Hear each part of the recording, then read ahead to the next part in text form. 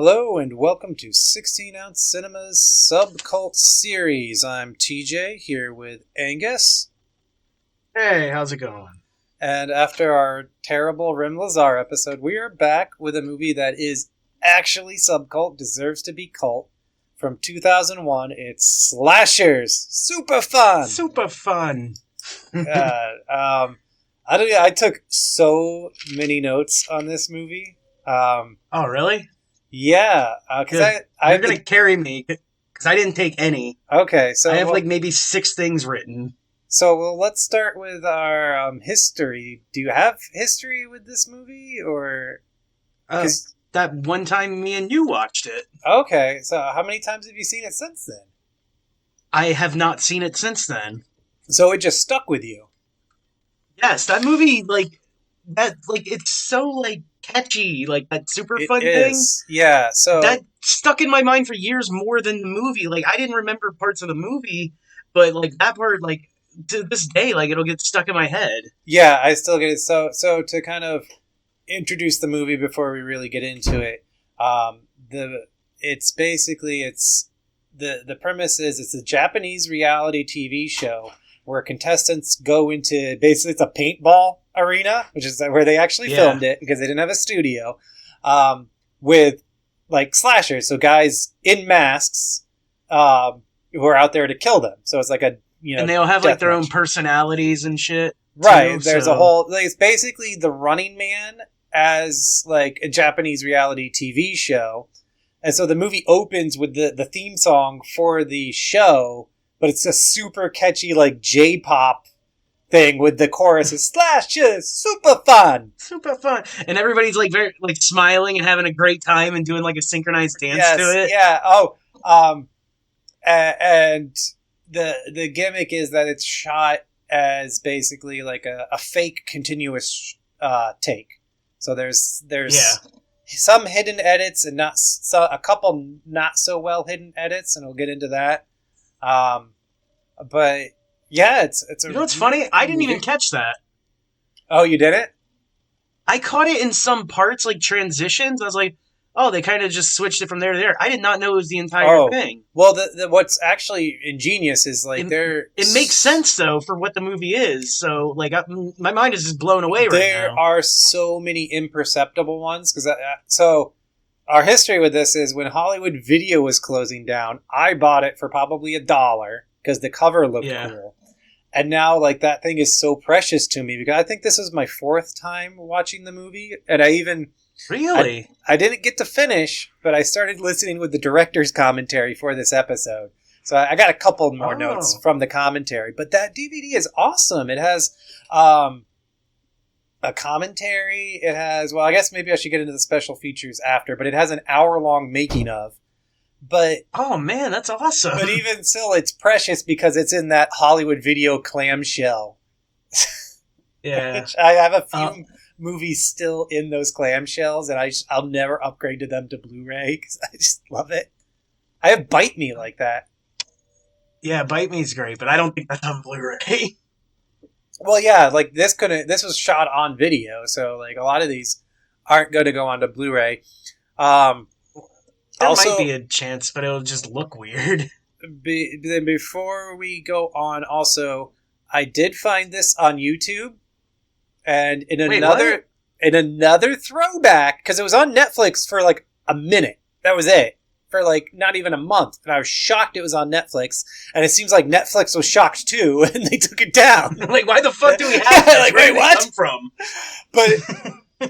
in an awesome throwback, it is on Slashers from user WDA015 in 11 parts. Oh, it's one of those. Okay. Yeah. Because I was going to say, it sucks that we picked a movie that nobody has access to now unless they can torrent it. Well, I think even the DVDs go for big... The DVD is at least $30, I think. Yeah, that's obnoxious. Right, but it's completely out of print and inaccessible.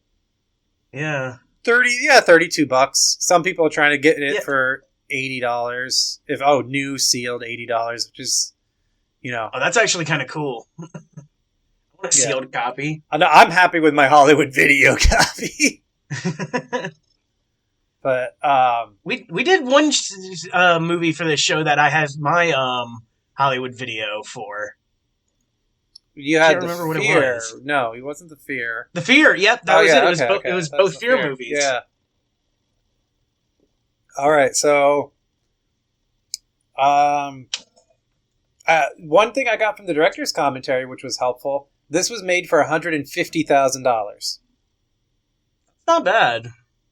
And that's very cheap for what it looks like. He spent his money very well. Director Maurice Devereaux spent his money very well because it obviously looks cheap, but it doesn't look bare bones bad. Like horrible, right? Yeah. Yeah. And you can tell that the people working on it actually had some level of competency and talent. Obviously because they did a fake continuous shot for the whole movie. Yeah.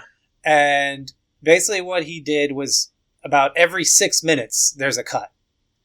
And what they usually did was they would have the camera would quickly pan maybe from one character to another. But in that pan, in the middle of the pan, there was scenery. So what they would actually do would half the pan and then pick up on the scenery and do the other half of the pan. Oh my god, that's fucking genius. But they do it fast. They do it very fast you don't even notice. Most of the time. So it's not sometimes, yes, it lingers on a piece of wall or there's a very slow pan. And it's okay, this must have been where they do it. But sometimes it's a whip fast pan. So it's almost like they just whoop, and then quick, which is amazing because it was a guy with a 70-pound Steadicam filming the whole thing.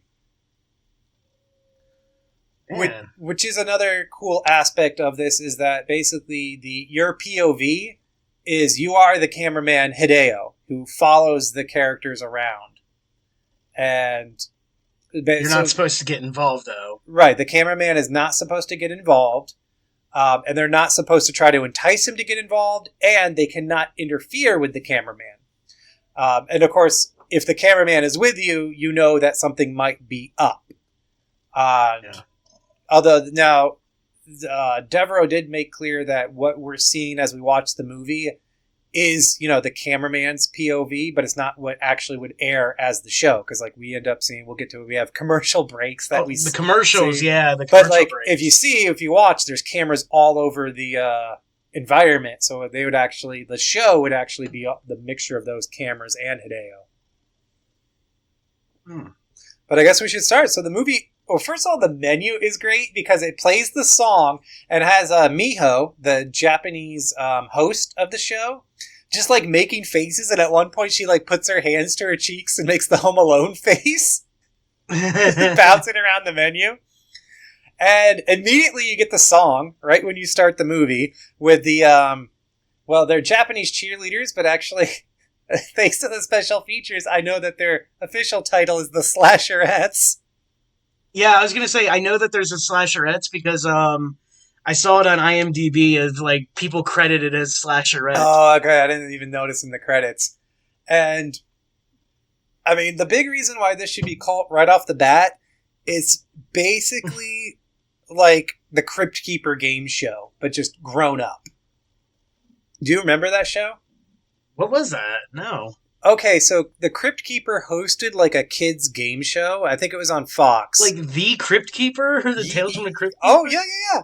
It was the Crypt Keeper. What the fuck? And it was a kids game show, but they would do they'd get into traps shrinking rooms and stuff, and there's basically obstacle courses, right? Yeah. But the thing was, when they actually edit it, is they would make it seem if a kid lost the challenge, they died. Oh my god, dude, really? They would they'd fall off a platform, and you just, because of the way it is, they'd fall, and obviously they're landing on mats, but they just make it look like they fell into hell. Oh my god, dude, that sounds amazing. So how do I not know about this? It's all over YouTube. It's actually called Secrets of the Crypt Keeper's Haunted House. It was from 1996, and it aired on CBS. And it went for a year. Yeah. And so the Crypt Keeper was the announcer. At the end of... I was gonna say, it seems like it was at the end of the actual show. And because that ended in the mid-90s, right? Okay. Yeah, it did. So I guess this was the spinoff? They just killed kids? That he just got a game show instead? Okay, so you want to hear a summary of the games? They had several different games. They have like 10 different games that work their way up. Okay. So let's start with one that sounds cool. Worminator was usually the second round and required both players to cross a wind tunnel while exchanging balls at 3 strategic points. Any dropped balls would be vaporized, as were any players that fell off the platform, though this ended the round and no longer in play. And so they basically had to get all these balls over before they were vaporized. There was also the Shrinking Room, the Incredible Shrinking Room, which I mentioned, where they had to find missing letters in 6 words within 40 seconds. The wall and ceiling would close in on the team with several seconds remaining, thus making it important to get all of the words beforehand. And then when we got the next round, they had The Abyss. Had one member of the team attempt to scale a cliff littered with numbers with the aid of 3 rope ladders. The other team member feeds the player up to 5 questions with numerical answers to the one on the cliff, who then tries this sounds so fucking difficult. His or her way to the right number and press the button next to it. And the final round was awful at this show. Skullduggery. Every game ended in skullduggery. One member of each team entered the haunted house one last time in search of skulls. They would search 4 or 5 rooms. And when the buzzer sounded, they had to move on to the next room. And they had to search and race out of the house and stack all the skulls onto a large skewer. Dude, that's like the golden monkey from Legends of the Hidden Temple. You had to put that together. So the kids could never do it right. You see it every week, and they could never do it. I watch this show every week. It was great. I can't believe you didn't see this. I've never heard of this. Like, I watched the cartoon when that was out. You say I didn't have the cartoon. From the Crypt Keeper? The cartoon, I didn't have cable, so it was on, like, this was, I guess, the only Crypt Keeper thing to not be on cable. Oh, man, I guess that makes sense, because I loved cable. So you were probably I wasn't going to watch local television. Yeah, you're probably over there watching Rocko's Modern Life while I'm watching my Crypt Keeper kill children in a game show. Well, I don't know. Now I feel like I fucked up. Yeah, I should have been watching that. God damn, I'm watching this as soon as this episode is done. Oh, yeah, Secrets of the Crypt Keeper's Haunted House. Okay, so we're in the intro. They're basically in the main auditorium of the show before they actually go into the arena. And Miho introduces the contestants. And they're good. They're a good mix. You have like the computer nerd. You have a bouncer. You have a model / actress. You have a fitness nut girl. You have like the girl who seems to like not want to be there, but she has like a reason to be there. And her reason's stupid. Yeah, it's kind of so, like, hazy and bad. And then, is that everybody? Am I losing it? Oh, and then, like, the hero black guy. Yeah, he rules, dude. Devin was awesome. Devin fucking rules, man. So, they're playing... And you know what's funny is his real name is, like, Tony Curtis, but it's Tony Curtis something after it. Yeah. But isn't Tony Curtis, like, a famous, like, singer? Tony Curtis what does he do? Famous actress. Actor. Sorry. Oh. Actually, it's like, whoa, Janet Leigh's father. Oh, is that who it is? Yeah, Tony Curtis and Janet Leigh are her parents. Oh, okay. Yeah. Holy shit. I thought it was like some kind of singer. No, yeah, I think, who are you thinking of? Lionel Richie. That's it.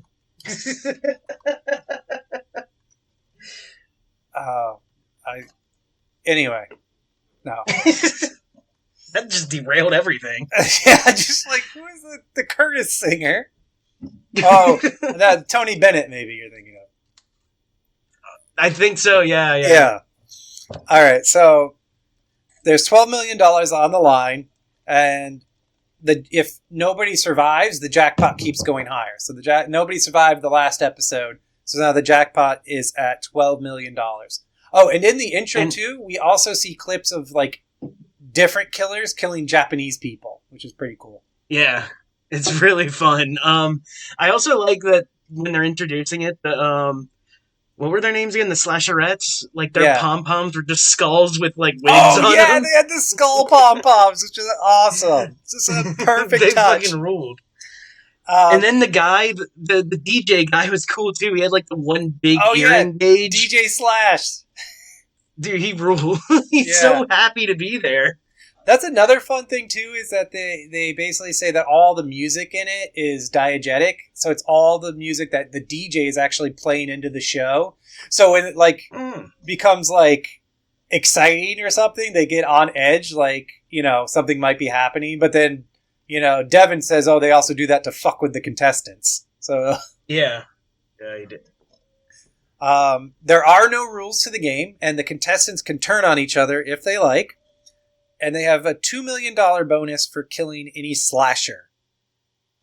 And then we meet our slashers, which we have Chainsaw Charlie, and who's Alfred E. Newman. Yeah, he's got that. It's basically, they're all store-bought masks, which is kind of what they were going for, because they wanted them to be like a reality TV show might do, right? They wouldn't spend 6 hours in a makeup chair. They'd have ready-to-go masks. So, yeah, Charlie is obviously the redneck, and he's just wearing that, like, you can get that mask at Spirit still. Just like the redneck face mask that leaves the bottom off. It's called, like, the Billy Bob or something like that. I don't know if you remember, when we went to see Blaze, there was, like, one dude wearing that mask, like, jumping all around outside, who was the he was in the pit and shit, too. Person I've ever been near. Ever. That dude stank so bad that I remember him. Which is hilarious because, like, most people at those shows, the Juggalo shows, do stink. But, dude, that guy was, like, a special kind of stink. Right. And, I mean, he wasn't, like he's urinated on himself or something, but it's just straight BO. Just so strong of sweaty BO. Like, inhuman levels. It's like your body's trying to push out all the face paint that it's resonated, and it just stinks really bad. So whenever I see that mask, I remember how badly he smells. And I imagine, like, Charlie was a smelly guy. I totally forgot about that guy at that concert. All I remember is how great the ROC was. Yeah, ROC was awesome.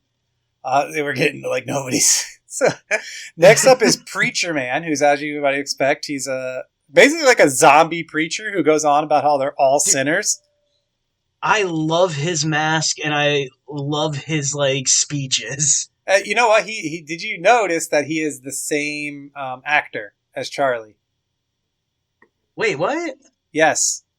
They never... Holy shit, really? They never actually appear on screen together. There's, like, a couple trick shots to make it seem like they're in the same location. Oh my god, dude, you keep blowing my mind! But yeah, that is the same actor, because basically, I guess he was hired for one role or the other, and the director just, like, really liked he auditioned for both roles, and the director liked both of his auditions, and then realized that those characters weren't ever together, so he could totally hire him for both roles.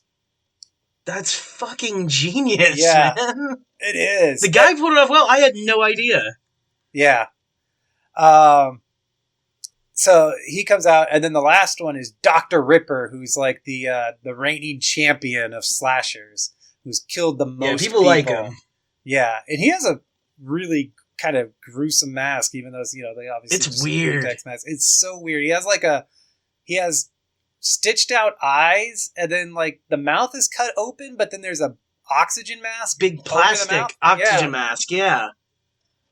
It is so weird. I loved that thing. I like it, man. Like, I want one of those masks. Like, if Trick or Treat Studios released that, I would buy one. Oh, wow. Yeah. Imagine if they did, like Shout Factory releases a steel book with, like, action figures of each of the slashers. Oh, my God. I would pre-order it the moment it went up, dude. I totally would. So, amidst all this, the squeamish girl, her name is either Megan or Megan. Which I think it was Megan, because that's, like, the funny way of saying Megan. Is there a difference? I think it could be spelled the same way, but there is such a name as Megan. Because that's how they were saying it in the movie, I thought. I just know Megan. All right, we'll call her Megan then, just for I'll go look up to see if it's how it's spelled. I just called her liberal chick. Yeah. Yeah, so Megan is up there, and before she goes in, the crowd chants, dead meat, dead meat, dead meat at her, which was awesome. And now as they go in, where do I go? I gotta just mark off where we go. Oh, I did also have some notes before they actually jump in. I loved some of the nicknames. Especially for Preacher Man, he had Cardinal of Carnage, Reverend of Reaping, the Prophet of Pain, Preacher Man. Reverend of Reaping is awesome. I like that one. Dr. Ripper's Surgeon of Splurgeon. What? I don't get that one. Yeah, I was like, well, that's not as good as all the ones for Preacher Man. Preacher Man had the best. So we are totally going to spoil this movie. Oh yeah, that's what I'm worried about, man. It's because like even in the end and stuff, I was like, man, I want people to actually watch this, but we're going to totally spoil the shit out of it. So there's no way not to. Do we want to go through the whole movie then? 'Cause I took tons of notes just about all the stuff I enjoyed. Has spoilers ever stopped us before? No. Okay, so I don't think we need to go through. I think we've talked. Hold on. I want to say I think we've talked it up enough by now. That if the person didn't want to hear spoilers, they'd stop it right now and already watch the movie. I think anyone who knows the Crypt Keeper game show and just hearing Crypt Keeper game show grown up, that's enough. That would sell me. All right, so yeah, let's just go for it, man. All right, so yeah, the liberal chick immediately once she's in there, starts making this statement, basically blaming the audience for loving the violence. And that is a part of the fun of this movie is that it has fun with the genre and kind of almost makes fun of people who critique it too, you know? Yeah. And it does do a few saying, oh, if the cameraman's with you, you're going to be attacked, which kind of, it's like self-aware characters within a horror movie, which is really cool. Yeah, and they do that in the bedroom scene too and everything. Yeah, and so it's kind of the essence of spoofing itself, basically. It's like the only movie to ever take what Scream did and then make it its own. Basically, which is why I definitely say this is cult, because... I know Shriek Friday the 13th would say differently. Yeah. I think they perfected it.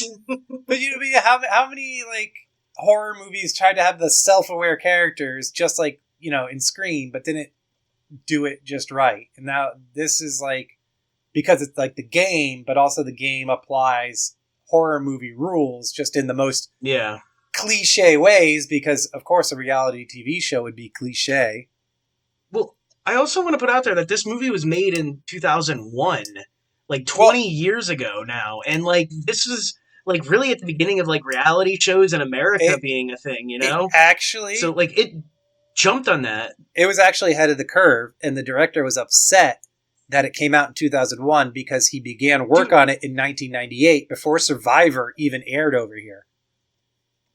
Holy shit. Wow. So he was bummed that he was right there, but he couldn't get anyone to finance it. He couldn't convince anyone that his movie was relevant in 1998. Oh, dude, that sucks. If he would have waited a couple years, he could have cashed in huge, dude. He would have been like James Wan right now. Right? The only reason this movie got done is because there was a completion bond. So I don't know if you're familiar. What's that mean? So basically, when a producer is putting up a movie, right, they'll make a deal with the distributor to say, okay, to the distributor, okay, when this movie is done, you're going to release this movie for us. But the distributor, since they're, they've got contracts and money on the line as well, what they'll do is they'll have an insurance policy on the movie, which the producer is paying for, which has a completion bond, which basically means that, if contracts fall through and the producer starts backing out, this insurance policy that they've now paid for steps in and pays for the film to be completed so that the distributor has a product. It gets that money. It's basically an insurance policy for the distributor to make sure that they actually get product that they've been promised from the producer. Okay, that makes sense. Yeah, and like it's just a part of like the normal everyday thing of business for movies, but it seldom actually gets used, at least that I've ever read about. But this one was one of those cases where the completion bond had to come in and finish. So, like, this guy was not getting his movie at all. The funding was falling through, and finally a completion bond came through. And actually, the contract for it said he had a month to do the movie once he had the money, and he said he was able to negotiate for more time than that. He didn't say how much. Oh my god, that's a lot of pressure. 1 month. Yeah, it seems like maybe he got 3 to 6 months. Because he was talking That's still insane. He was talking about how basically his schedule, he had to get every, like a 6-minute take a day. And if he didn't get it that day, he was screwed. So you figure, oh man, he had about 31 days of filming to get all the material he wanted. All right, so... But did he have all the actors and stuff at that point? I assume he got more time to put everything together, right? And then he had a month to film, is what it sounded like. But he wasn't specific.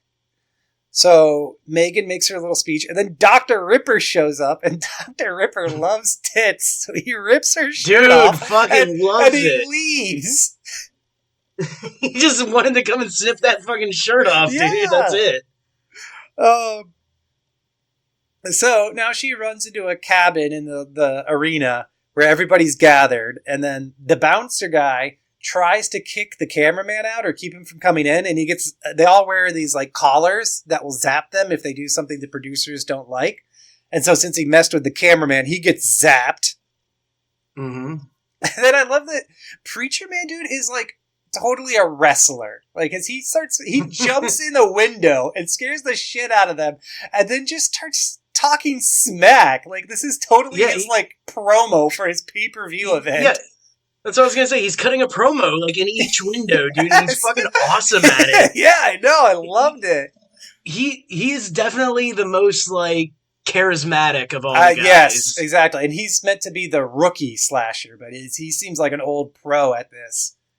To me, he's, like, he seems like he's the guy, because he's just so into it, man. He's so into that character. He fucking rules. Yeah.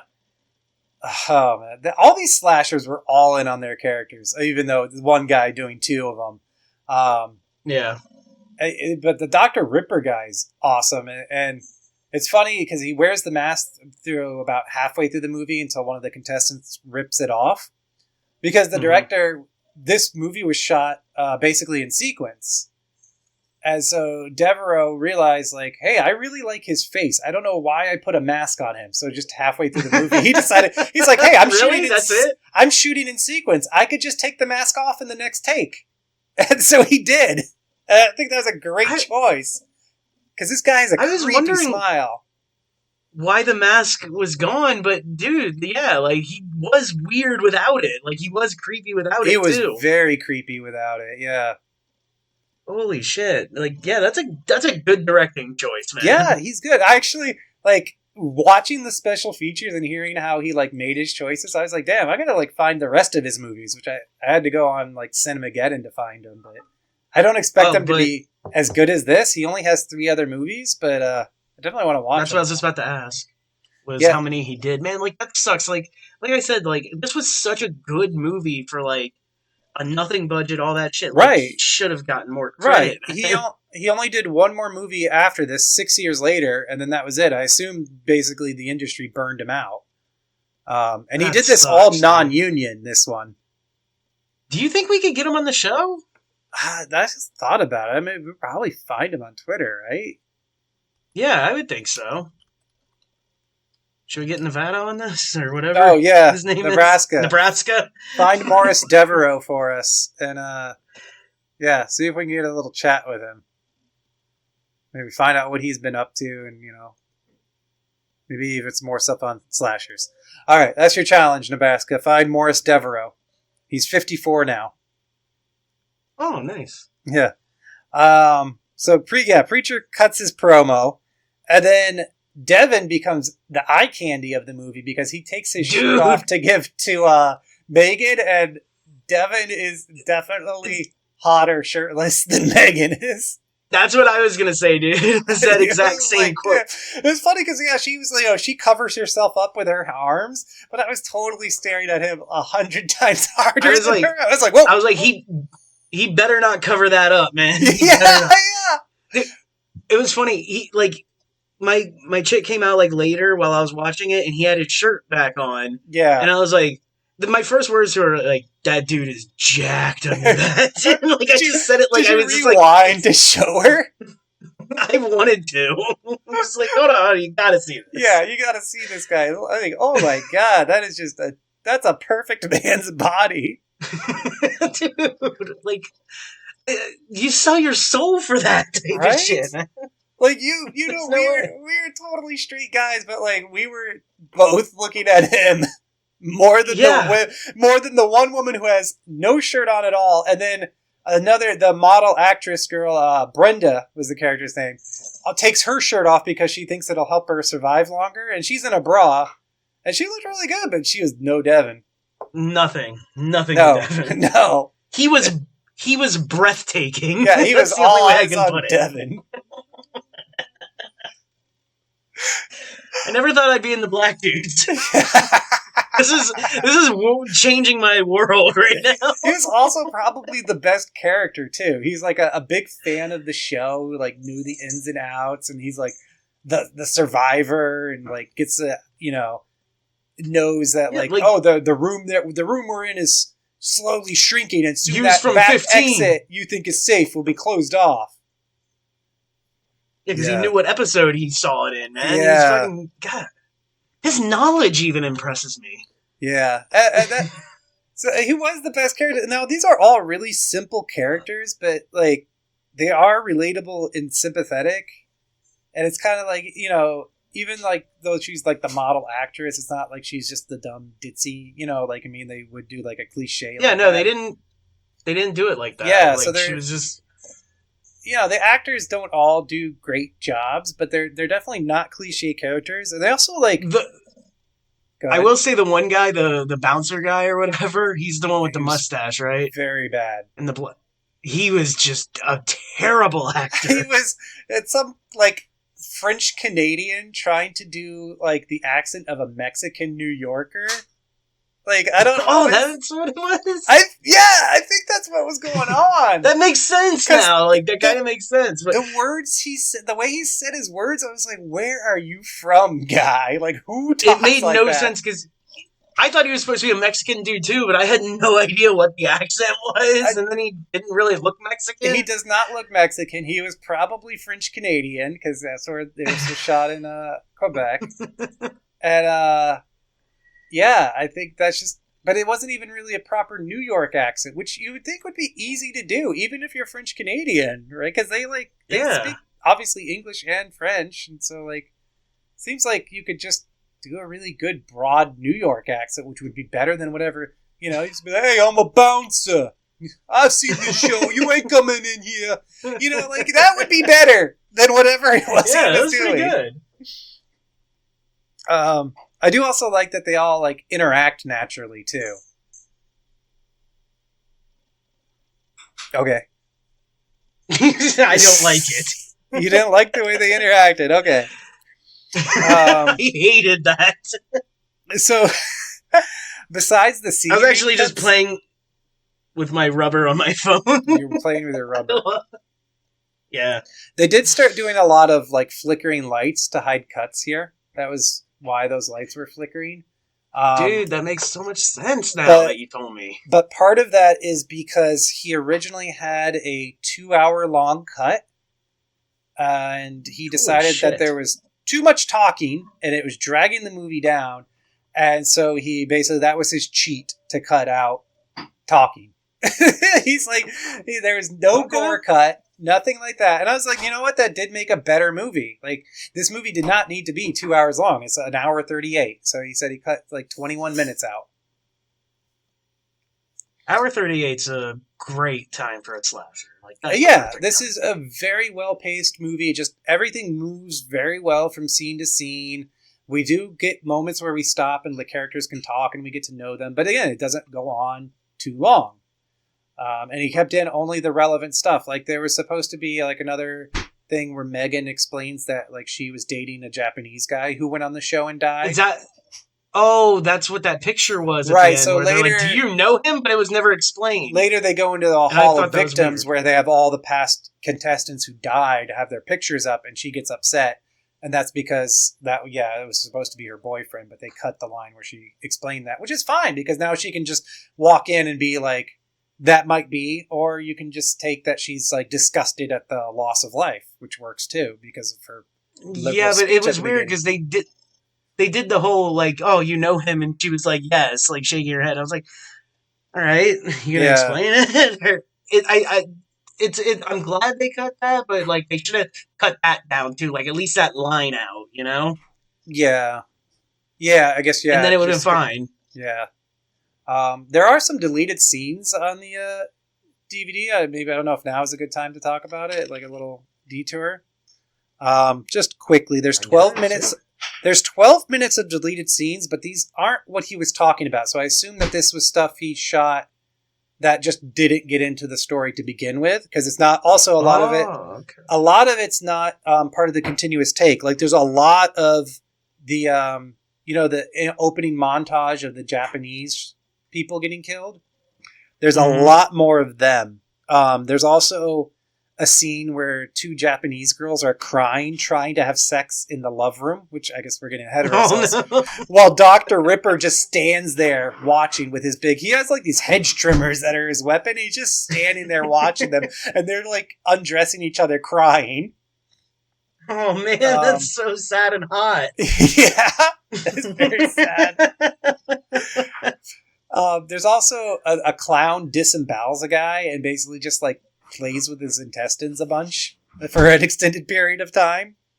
Man, I want to see these deleted scenes. Shit. And then also in the beginning, they basically have the slashers, instead of basically just coming out and then like, saying hi to the audience and then going into the arena, each of them approaches all of the contestants and goads them as a whole. So each, they're, a single one of them. And then there's another one, but I'll kind of get to that as we get to another relevant part. I don't want to get ahead of ourselves for that.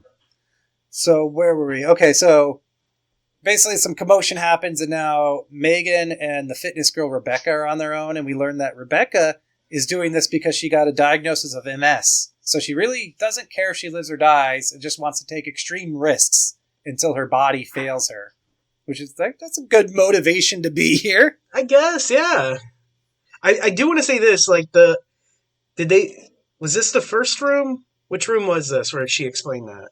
They were in the clown halls. Yeah, the clown, okay. About that. And then they go into this next room, which is all these like basically spirit Halloween decorations of like I was going to say, it looks monsters. Like my apartment, dog. I got the masks and heads hanging up. I have a full-size killer clown. Killer clown. Yeah, they have a full-size Freddy in there. And dude, do you go? Go ahead.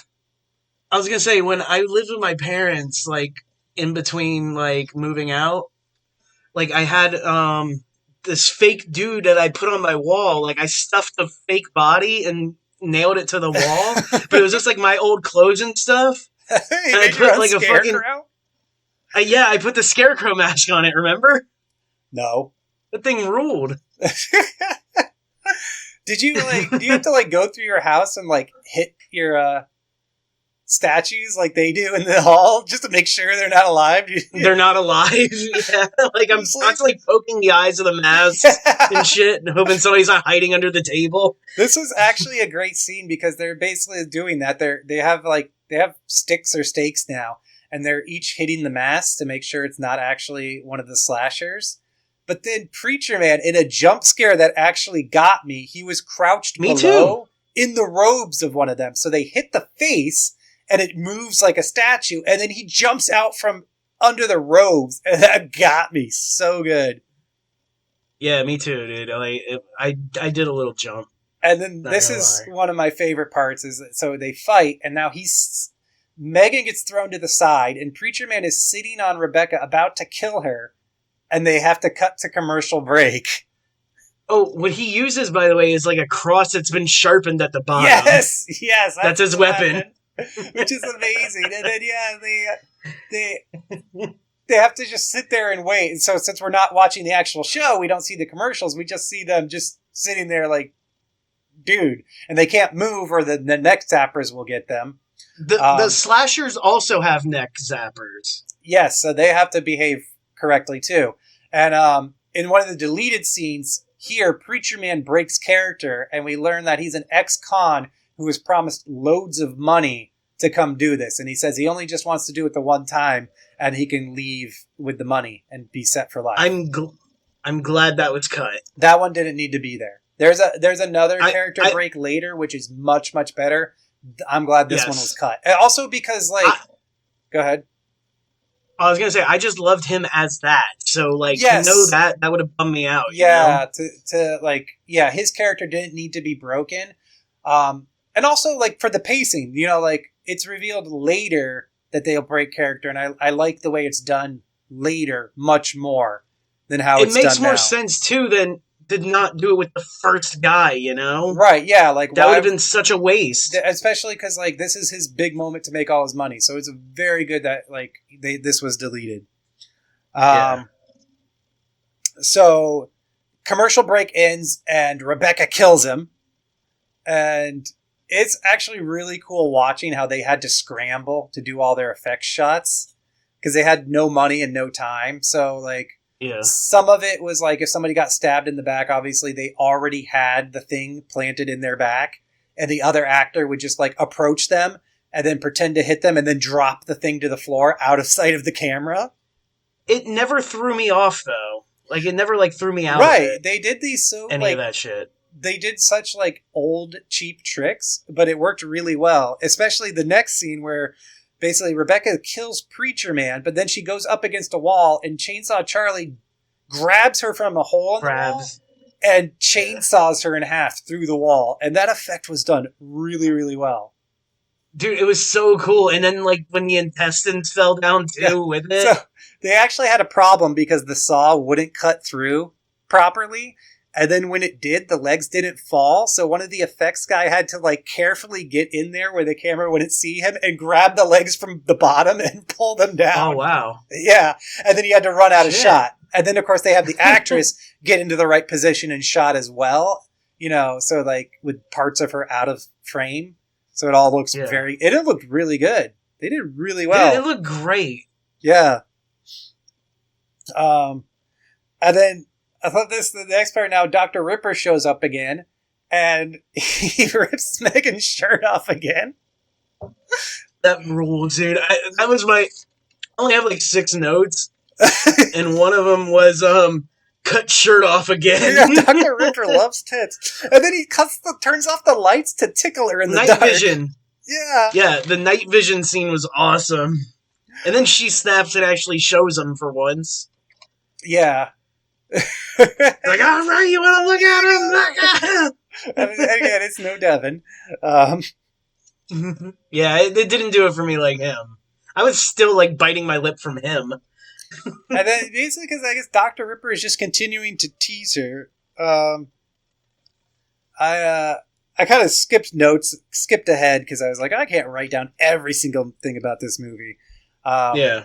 So basically, eventually the group gets back together again, and kind of skimming ahead, they get cornered on this little bridge by Chainsaw Charlie, and then the bouncer guy is they're almost in a standoff, but then the commercial break comes, and now this is a good moment, and Charlie breaks character because the bouncer guy, they decide they're going to try to cut a deal. And he's just I'll let you pass for the sake of my family, and I'll go get them, right? And the guy and the 2 chicks and the guy are yo, what the fuck? You're gonna do that to us? Right? Yeah. No. They don't trust him. He's yeah, no, you can trust me. I'll just let you go. Yeah, I'll just let you pass.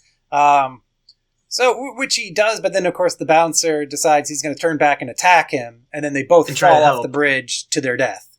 they fall on spikes. Into the Mortal Kombat spike bottom pit. That was great. Dude, the one that went, like, through Charlie's eye. Yeah! Did you see that spike? Yeah. That was fucking awesome. Cool. And so then we get to the next room, basically, and there's actually another moment where, I think it was just before that, where Dr. Ripper shows up again from behind a wall, a hole in the wall, and grabs the model and carves his initials onto her face, DR, and cuts her shirt off. Yeah, cuts the shirt off. And then that was like the nerd guy's being a real dick about it. Dude, I hate that guy so much. He wouldn't give up his shirt to her, but eventually he does. But he was... This is what I didn't get. Like, you're in this life and death situation, you're trying to rush. He was wearing a button-up shirt tucked in with an undershirt. Yeah, he was not dressed for this at all. Like, and they just asked for his button-up shirt. Like, he could have given that and been fine, and just a t-shirt. He just said, like, I would rather just be in a t-shirt if I'm being chased, and I don't want it tucked in. Dude, that's restrictive. It was ironed, too. Like, I noticed that it was ironed. I was like, damn, okay. I was just like, that doesn't seem like comfort clothes to get away in, you know? Yeah, you're not going for a jog away from a killer in those clothes. Now we get to the next room, and Dr. Ripper, the MVP, shows up again. Well, he's the only one left, and awesome decapitation of Brenda. Wait, did you write down my favorite line of the movie? No. Where when Dr. Ripper shows up one of the times, he's like, "Hey, remove that girl's shirt," when she had another shirt on. No. Dude, that's one of the best lines of the movie. It's one of the things I had to write down. So after the liberal chick Megan or whatever gets a third shirt, he just runs in and demands her shirt be removed again. He told that to the other guys to do that to her. Yeah, okay, I remember that. Dude, I swear to, that's the fucking line of the movie for me. I lost it. Dr. Ripper the sex pest. He's like out of a 60s like Italian comedy.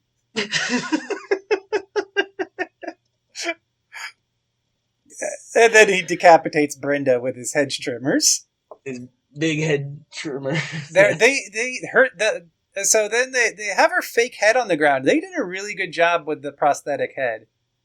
Yeah, and it even had the doctor written on her face and everything. It looked like still real skin and everything. Dude, yeah, it was well done. And then, like, when that head comes back later, I was just like, oh my god, it's fucking genius. You know what's really funny about that decapitation?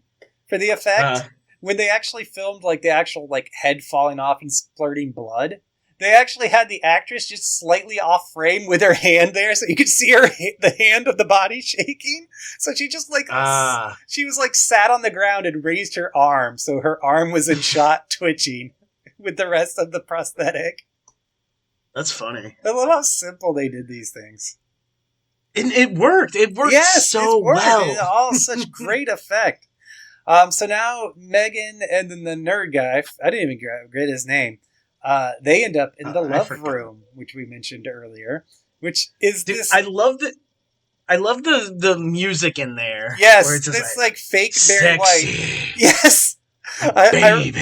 I wrote it down. It's the same shit like that. I wrote it down. It's like every okay, cool. 5 seconds or so. It's like, 70s porn Barry White music, but then like this fake Barry White goes, sexy. That's right. Baby. Oh my. Get down. Like, and he says other stuff, but that was the one sequence I loved. Sexy. That's right. Baby. Oh my. Get down. And this room is this, like, so there's like a heart-shaped bed, and it's brightly lit, and like it's like foil paneling in red with just cheap Valentine's Day heart decorations on there. Like, it is the least sexy room to have sex in. That's why I want to see that lesbian scene in there. Like, having sex in a car is sexier than having sex in this room. Even a Geo Metro? Yes! Yes. Nothing about that room says, let's fuck in here. Like, I was well, the one guy seemed to think so. Oh yeah, the nerd guy is like, hey, when you have sex, that's all this time where they don't attack you. And so, he's trying to convince Megan of that. And in a very bad way. He's not he's not convincing bad. at all. He's really bad at this. And then he tries to rape her. Yeah. And now Devin comes back and says, I'm going to Humpty Dumpty your ass into itsy bitsy pieces. That rules. And he threatens him with a chainsaw. Dude, I'd let him Humpty Dumpty my ass. Oh. I wonder what he's up to now. Just Google. Oh my Tony God. Curtis Blondell. He appeared in this. He's killing it. Battle Queen 2020, Cyber City, Merry Xmas, like ex-girlfriend. Okay. Oh my God, the photo for him on Letterboxd, he looks like almost. You remember when we did like, would you hit this, and we'd go to Wharf? Yeah. To see would what Wharf thought. Yeah, would Wharf hit this? And it was like that main picture of Wharf where he kind of looked like upset and puzzled and kind of stern with you. Yeah. His picture looks like that. I'm going to try to get you the link. I was going to say, we should probably post that picture of Wharf to Twitter, what would Wharf hit this, you know? So then people know what we're talking about, because we brought up the Wharf shit multiple times. So they leave, and then Dr. Ripper shows up again, and so Devin leaves to go confront him, leaving Megan behind, and the nerd is there on the ground. Dude, I just got the picture of him. Yeah, right? He looks kind of like... are you sure? Like he's judging the shit out of me, dude. Yes, he does! It felt like... I wither under that gaze. Dude, I was scrolling, right? And I was scrolling down, and then he just looked at me like, what the fuck are you scrolling for? And I was like, oh man, I'm sorry, dude. Dude, Battle Queen 2020 looks pretty sweet. Yeah. I don't even know what that is. Fuck it, it's our next episode. Oh, it's got Julie Strain in it. Okay, it's on Tubi. All right. And it's got a 1.9. That's pretty bad. What does Slashers have? It's like man, Slashers needs a bigger number, guys. Yeah, let's fucking... Yeah, I don't know. Y'all gotta knock this up for us. I was looking at reviews on Letterboxd, and most of like the negative ones just seemed to like not like it because it was cheaply made. Like, okay, but they didn't. Yeah, really and those people aren't like. They're not real horror fans. Yeah, like this is like those people who just want like studio money for their thing. That's stupid. Right? Yeah. Like. Even like, okay, so it's less than a Shudder original in 2021. This is what people had to do 20 years ago. Like, yeah. So Devin takes out Dr. Ripper, but it turns out the nerd wasn't actually dead, and he basically tells him, you should have known because the camera wasn't with me when I died, that I was still alive. And now it turns out that the nerd is actually an evil incel who's really a serial killer, and he kills Devin.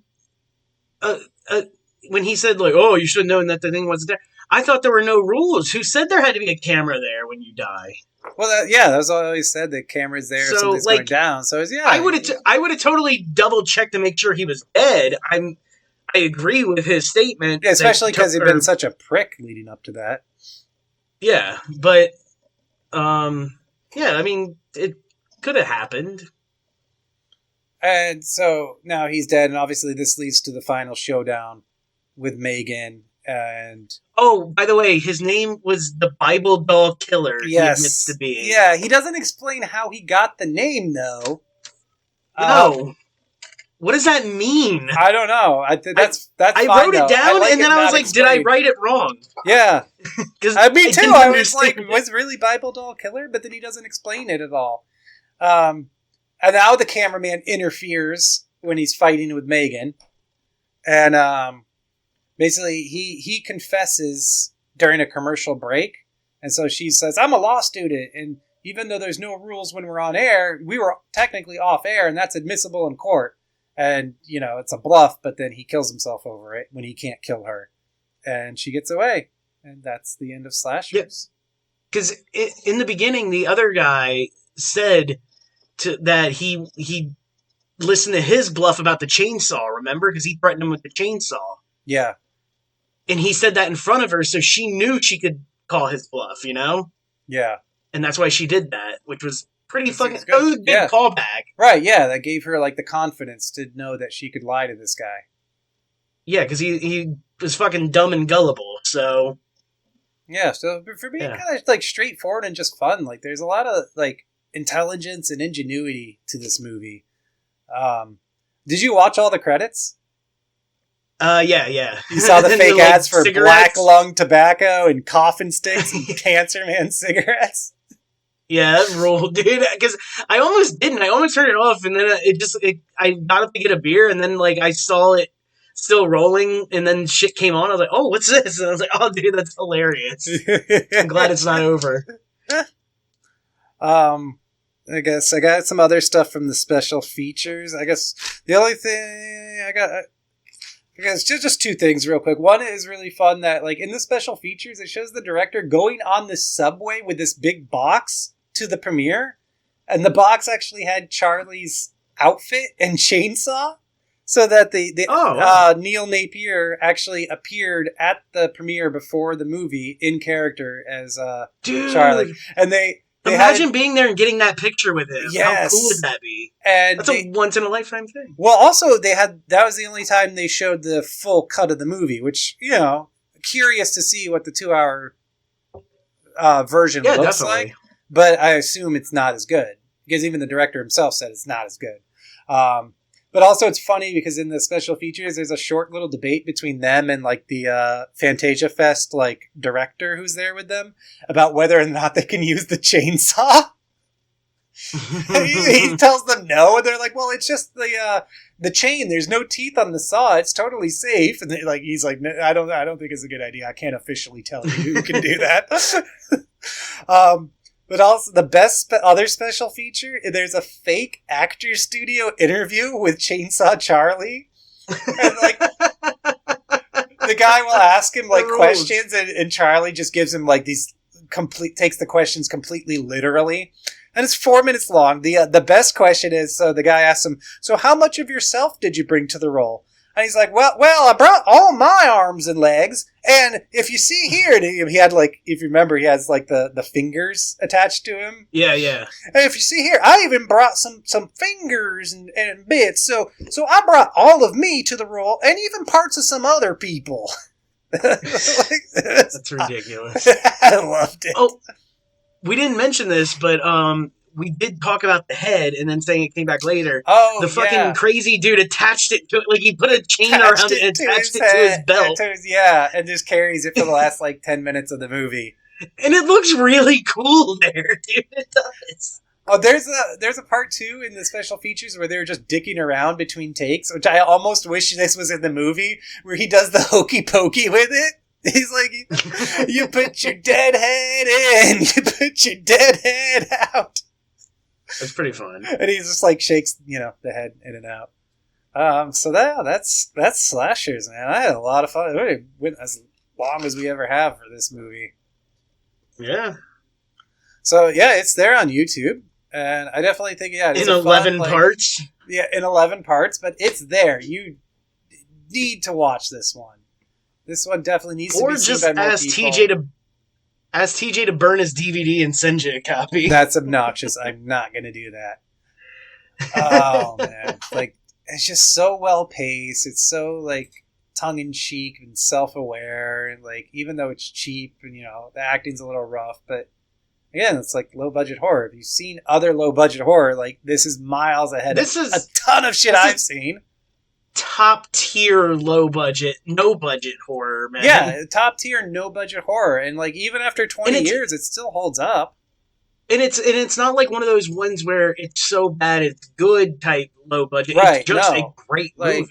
Because also it has a sense of humor. Obviously, it opens up with, like, slashes, super fun, like.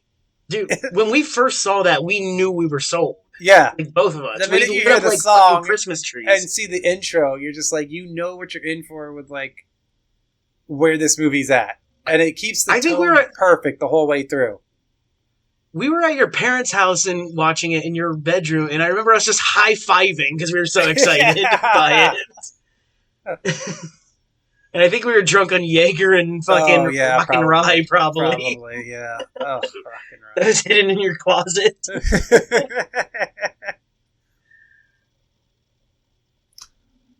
So yeah, that's all I have for slashers.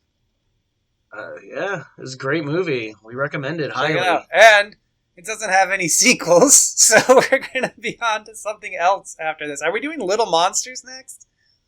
Do you want to do that one? I just watched it again like 2 weeks ago. I'm down for Little Monsters. I haven't seen it in forever, and while watching it, I was like halfway through, and I turned to my girlfriend and I was like, I think this is Subcult. Like, this is fucking great. I haven't seen it since I was a kid. I grew up on that movie. Me too, but then watching it... I only watched it as once. An adult, it's crazy. I mean, I watched it when I was maybe like 10, and I don't really remember it, but I remember getting to the end, and they fight like all the demons in hell with like living toys and shit. Kinda. Okay, well, we'll save it for the episode. Yeah. All right, so we're definitely doing Little Monsters. All right. Yeah, I'm excited. That's next time. All right. See ya. Bye.